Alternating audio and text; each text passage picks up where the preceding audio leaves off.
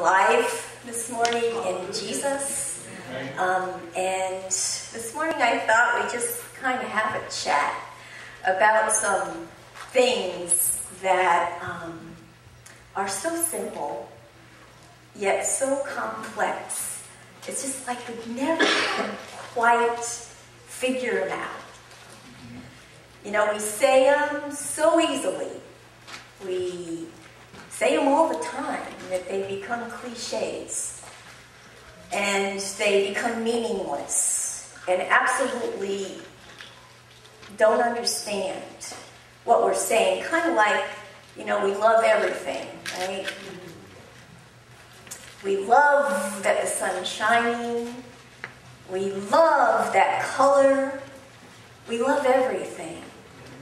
And God, I think when we walk it, slow it down, and I feel like this morning in my spirit that everything is kind of slowing down so we can hear, like the song we sang this morning, it's all about you.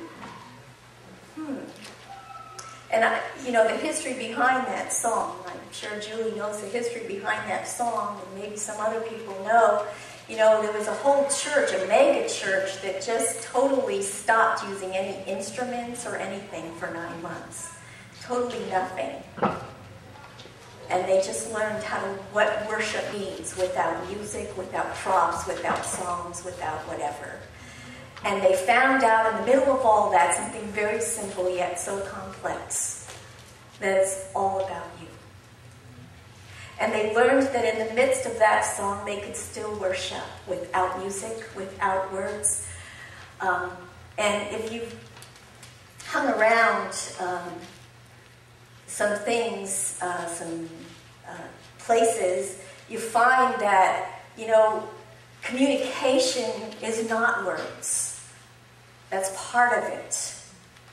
Our pastor even doesn't have a whole lot of words nowadays, but he's communicating totally with the Maker and communicating all kinds of things to people.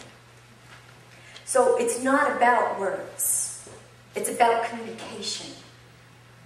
So this morning, I'm going to read some. Is Rich in here? No. Okay. Read some funny things the other night, and he told me that I'm not funny, so you're probably not going to laugh. I'm going to read them anyway. I think I'm funny. I crack myself up inside. But I guess nobody else really thinks that, so it's all right. You know, we have a lot of impressions of ourselves, and you know, sometimes we walk down and go, that was good, and then you just like, people are like, I don't think so. But anyway. These are meant to be kind of funny, but we'll see. Purity code. Anybody ever been involved in a purity code? Young adults sometimes are involved in that. Anybody ever done that? You know, go up, make a pledge, you know. Yeah, Alethea. And you're in our service. You're in our sermon today, Alethea. Truth. But it's like some people go up and they pledge things. You know, I'm going to pledge this. I'm going to pledge I'll be a virgin until I get married. I'll pledge I'll never drink alcohol. I pledge this. There's certain pledges that young people take, and they call purity codes. They do it in university campuses a lot. You know, they go up and they make all kinds of pledges that usually are never kept, but they make them. And that's good. They have something to look towards. Okay, so this morning let's read a couple of these things that we read. And we'll get to the gist of why I'm reading these when we're getting our message. This is kind of just somebody talking to some people and wanted some clarification on the things that they are dedicated to do. It says, I would like to sell my daughter into slavery as sanctioned in Exodus 21:7. In this day and age, what do you think would be a fair price for her?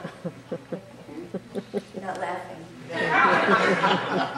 that states in Leviticus that you can sell your daughter. So, what's a good price in this day and age? What do you think, Julie? What do you think your daughter's worth?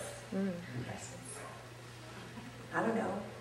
She's probably more expensive today than she was back then.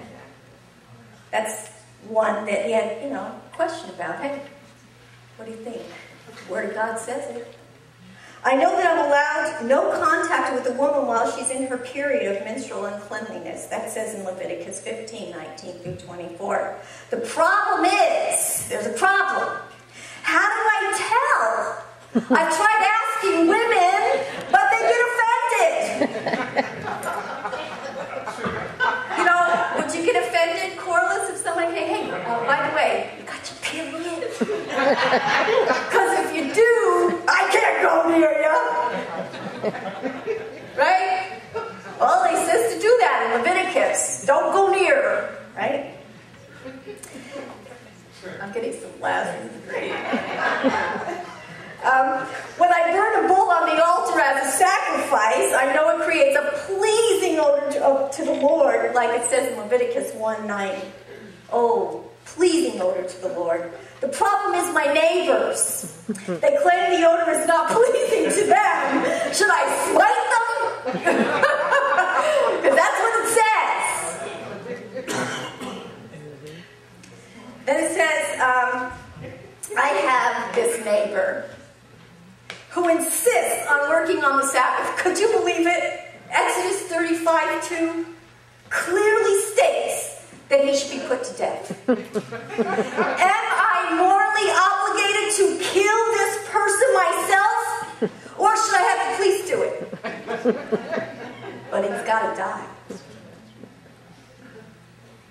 And then it says in Leviticus 21:20 states, that I may not approach the altar of the Lord if I have a defect in my sight. I have to admit, I wear reading glasses. Does my vision have to be 20/20, or is there a little wiggle room there? Most of my male friends get their hair trimmed around the temples. I don't see any hair around the temples in here. Okay?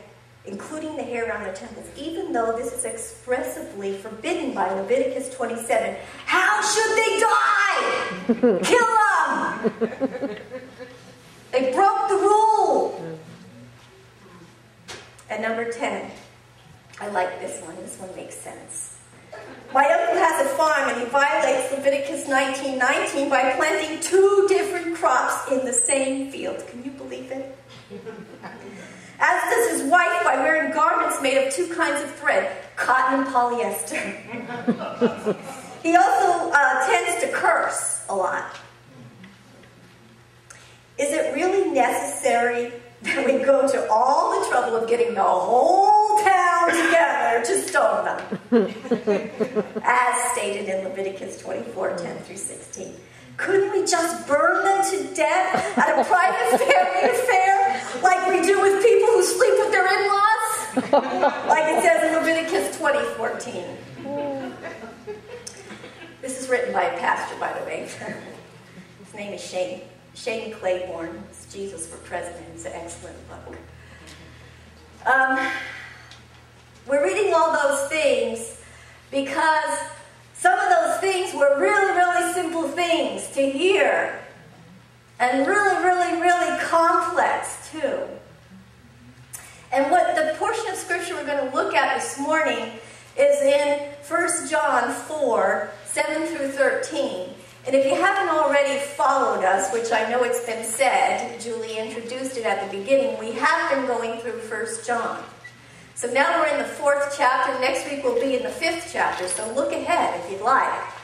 But we're going to there's all kinds of stuff in 1 John, but we're just going to look this morning at the portion of Scripture that is 4:7 through 13.